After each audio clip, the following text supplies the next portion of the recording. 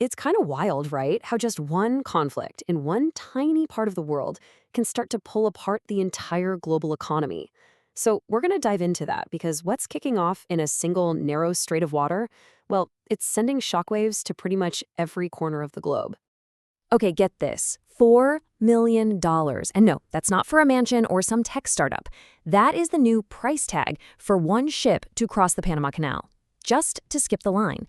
Now, keep in mind, just a little while ago, this would have run you about $500,000. So, yeah, what in the world is going on? And that really is the heart of the question we're tackling here, isn't it? How on earth does a conflict in the Middle East cause prices to skyrocket in Central America? I mean, they're thousands of miles apart.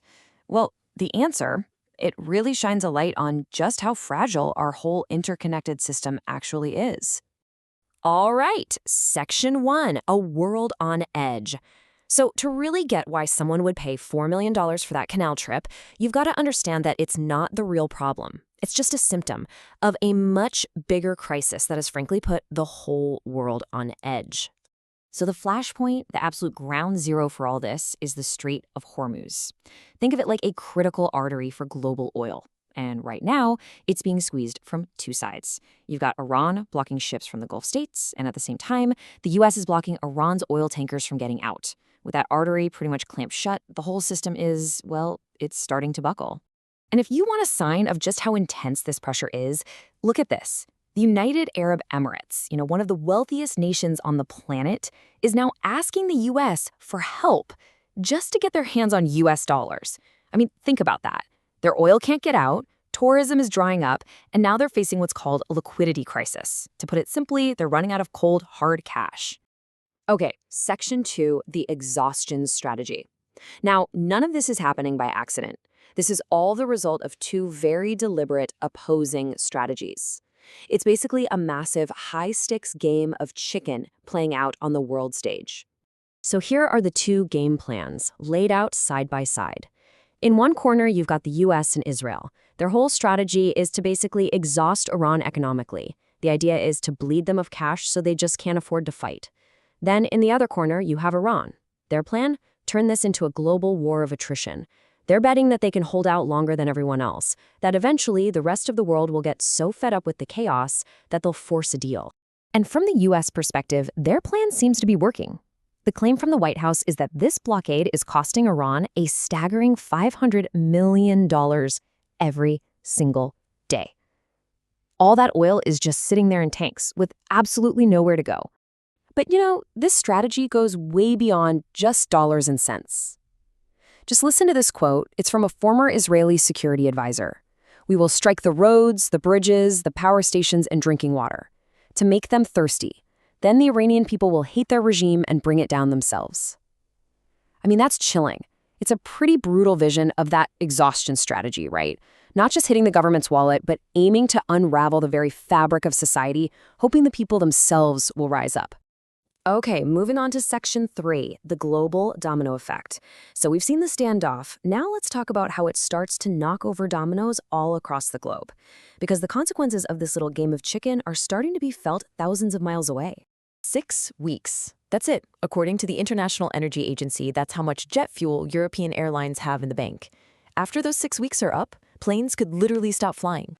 And here's exactly why they're in such a tight spot. Look at this. Europe is just incredibly vulnerable. A massive 75%, 3/4 of all their jet fuel comes from the Middle East.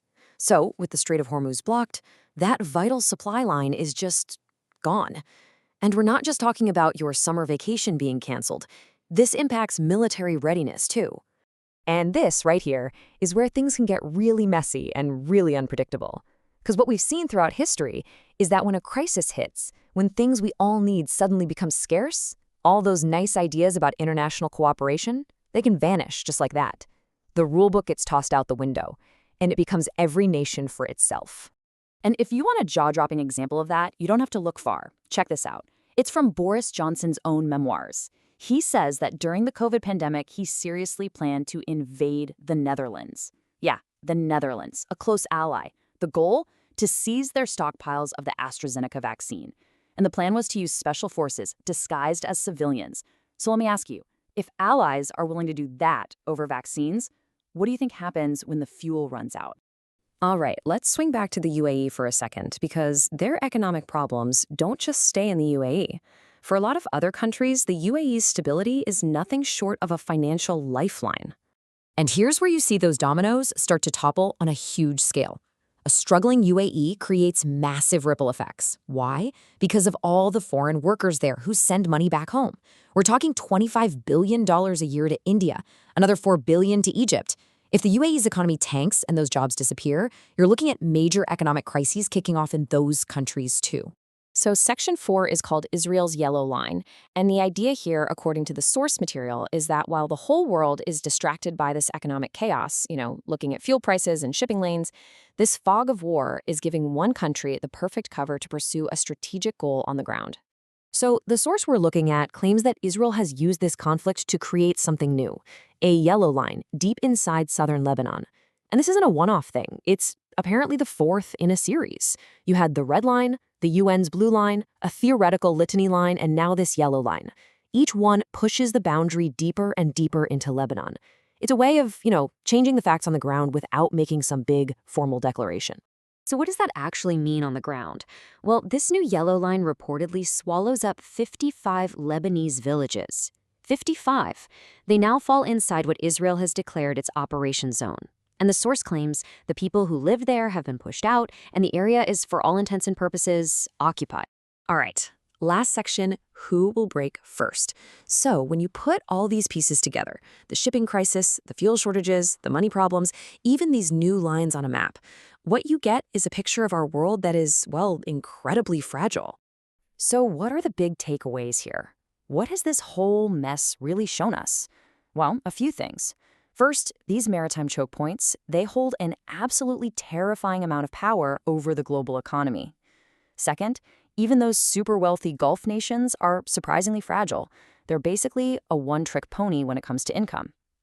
And maybe most importantly, we've learned there's really no such thing as a regional conflict anymore. In a world this connected, everything eventually becomes global. And all of that leaves us right back where we started, with one big unanswered question at the center of this whole global standoff. You've got Iran betting it can take the pain longer than a world that's desperate for energy, and you have the US and its allies betting they can squeeze Iran into giving up. So the question is, who's going to break first?